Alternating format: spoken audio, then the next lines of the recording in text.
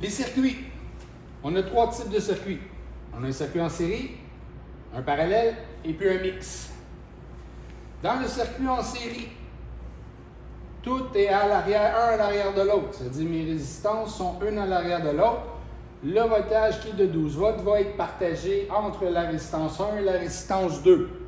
Ce qui veut dire que la résistance 1 va prendre un nombre X de voltage et puis la résistance 2 va prendre le restant du voltage qui va rester.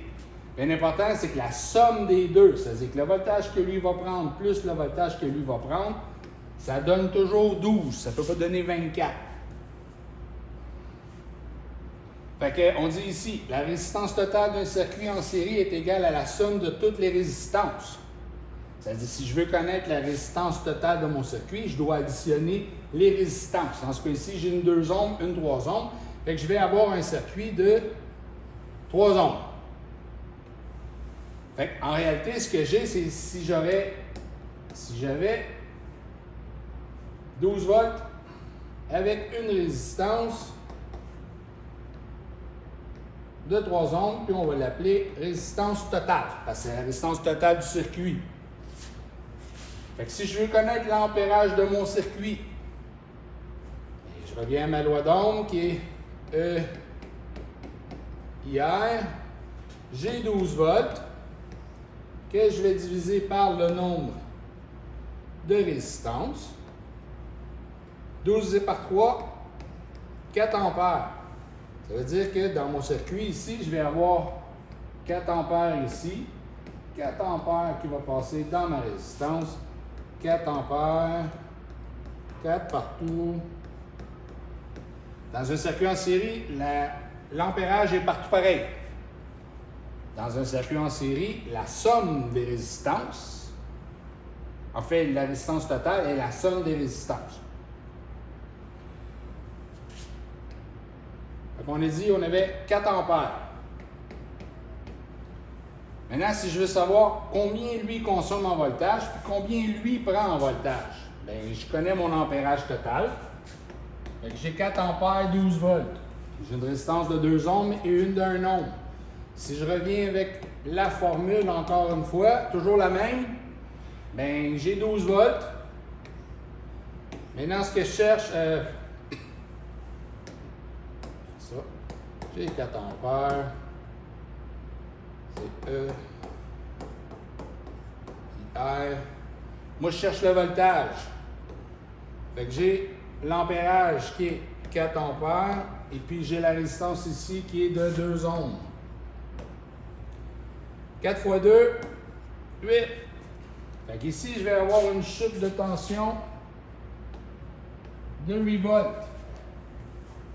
Si on fait la même chose, j'ai 4 ampères, puis j'ai une résistance de 1 ohm. Bien, 4 fois 1, 4 volts. Fait qu'ici, je vais avoir une chute de tension de 4 volts. La somme des chutes de tension est égale à le voltage de source. Fait que 4 plus 8 donne 12. Tout est bon. Si on pousse un petit peu plus loin, puis je voudrais connaître la puissance de cette résistance-là, bien, ce serait sa chute de tension fois son ampérage. Comme on le sait qu'il y a 4 ampères partout, bien, ici, je vais faire 4 fois 8, 32 watts. Puis ici, je vais faire 4 fois 4, 16 watts.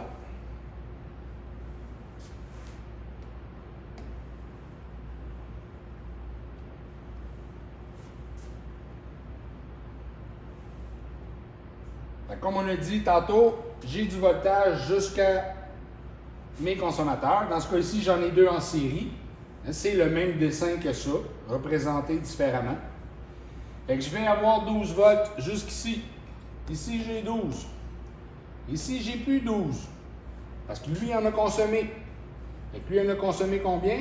On l'avait calculé tantôt. On a combien de... Oups, c'est pas le même calcul. OK. Fait qu'on a dit, on additionne les résistances en premier. 4 plus 8, on a 12 ohms de résistance totale. Résistance totale, c'est de 12 ohms. Mon voltage est de 12 volts. J'ai 12 volts. Fait que si je veux connaître mon ampérage total pour pas être capable de finir, bien, on retourne encore au calcul. Ça va être 12 divisé par 12. 12 volts divisé par 12 ohms, qui va me donner 1 ampère. Ce qui veut dire qu'ici, dans mon circuit, je vais avoir 1 ampère. Sur le dessin, je le sais, c'est dit 0, c'est parce que la switch est à off. Hein? Il va falloir la mettre à on pour que ça fonctionne.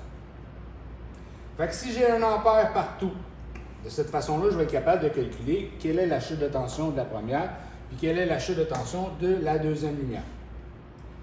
Fait que si j'ai 1 ampère, ici, là, 1 ampère fois ma résistance, 1 fois 4, ici, je vais avoir une chute de tension de 4 volts. Et 1 fois 8, ici, je vais avoir une chute de tension de 8 volts. 4 plus 8 donne 12.